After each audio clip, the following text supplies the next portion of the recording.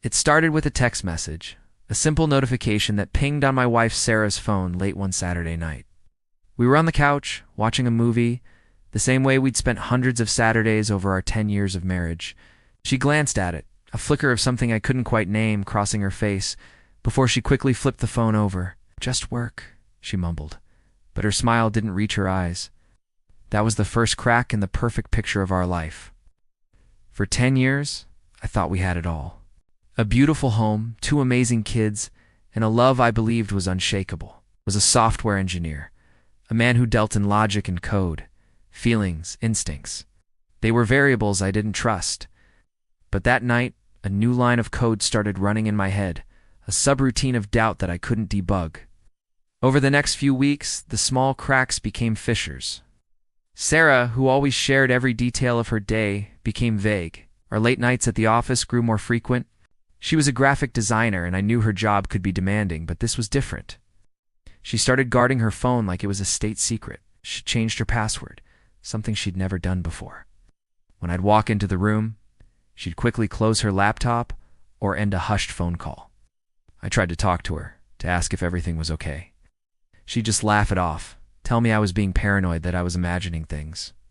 She'd kiss me, tell me she loved me, and for a moment, I'd almost believe her. I'd almost convince myself that the stress of work was just getting to her, that my own insecurities were creating a phantom problem. I wanted to believe it. I wanted to trust the woman I had built my life with. But the gut feeling, that nagging instinct I'd always dismissed, was screaming at me. It was a constant, low hum of anxiety that followed me everywhere. At work, I'd stare at lines of code, but all I could see was her face, her distant eyes.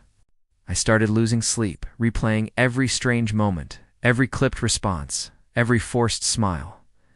Was I going crazy? Was I creating a drama where there was none?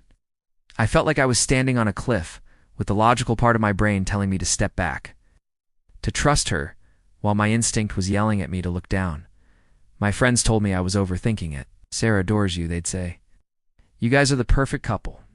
And I'd nod, wanting to believe them. But the doubt was a poison, slowly seeping into every part of me. The final straw came during our anniversary dinner, our 10th anniversary. I'd booked her favorite restaurant, bought her a beautiful necklace, hoping, praying that this night could somehow reset everything, bring us back to the way we were. She looked stunning, but there was a wall between us. She was physically there, but her mind was miles away. Halfway through dinner, her phone buzzed. She picked it up, a smile spreading across her face, a genuine, radiant smile I hadn't seen directed at me in months. She started typing furiously, her thumbs flying across the screen. "Sorry," she said, not looking up. "Just a work emergency. A work emergency. On our anniversary, it's at 9 o'clock at night." In that moment, something inside me broke. The logical programmer in me was silenced, and the raw, wounded man took over. I knew I couldn't live like this anymore. The not knowing was eating me alive. I had to know the truth, no matter how much it might hurt.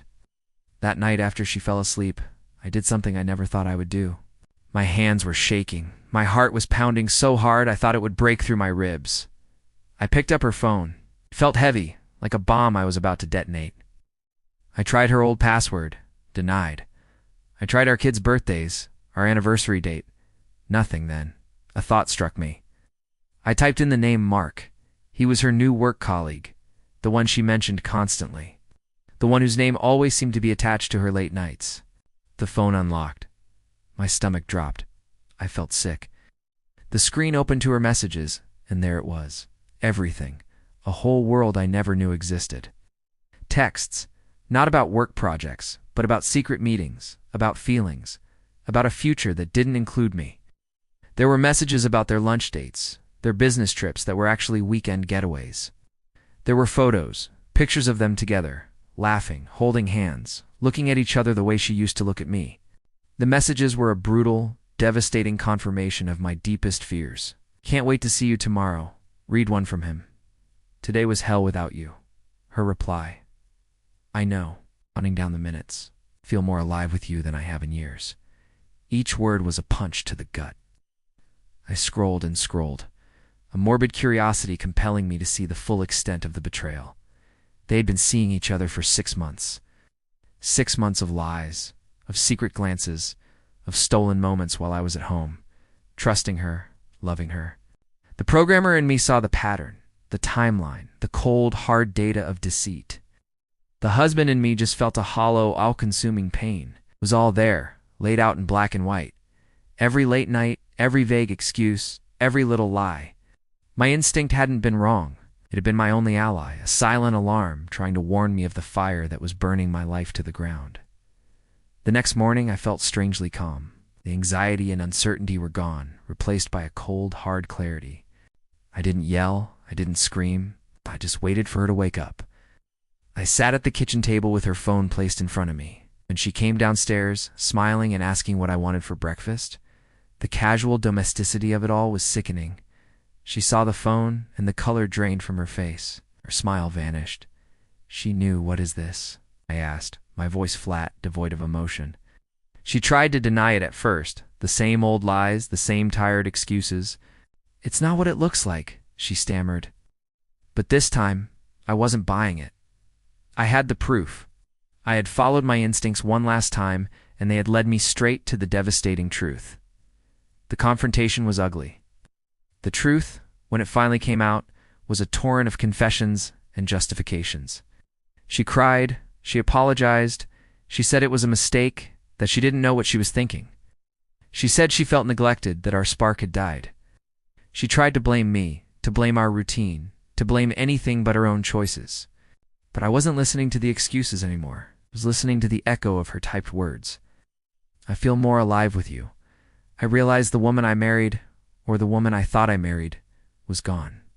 In her place was a stranger who had built a secret life behind my back. The trust, the very foundation of our decade-long marriage, was shattered into a million pieces, and I knew with absolute certainty that it could never be put back together. It's been a year since that day. Yeah. The divorce was finalized 6 months ago. The journey has been incredibly difficult, filled with grief, anger, and a profound sense of loss. Rebuilding my life from the rubble has been the hardest thing I've ever had to do. Some days are still a struggle. But amidst all the pain, there's also been a strange sense of liberation. I'm no longer living with the constant hum of anxiety, the poison of doubt, learning to trust myself again, to listen to that gut feeling I ignored for so long. It's a quiet guide, and I know now that it's my most reliable compass. I'm focusing on myself and my kids, trying to show them what true strength and honesty look like.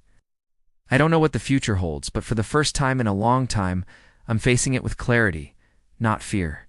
I followed my instincts, and while it led me to the darkest truth, it also set me free. If you've ever felt that gut feeling, that nagging doubt that something isn't right, don't ignore it. It might be trying to tell you something important. Sometimes, the hardest truths are the ones that lead us to a better, more authentic life. Thank you for listening to my story. If you found this meaningful, please give it a like and subscribe for more content. Take care.